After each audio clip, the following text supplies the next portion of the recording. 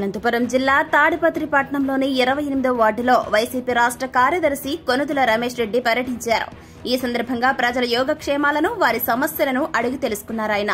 అనంతరం వచ్చే ఎన్నికల్లో ఫ్యాన్ గుర్తుకు ఓటు వేసి వైఎస్సార్ కాంగ్రెస్ పార్టీ ఎమ్మెల్యే అభ్యర్థి కేతిరెడ్డి పెద్దారెడ్డి, ఎంపీ అభ్యర్థి శంకర్ నారాయణను అత్యధిక ఓటు మెజార్టీతో గెలిపించాలని కొనుదుల రమేష్ రెడ్డి అభ్యర్థించారు.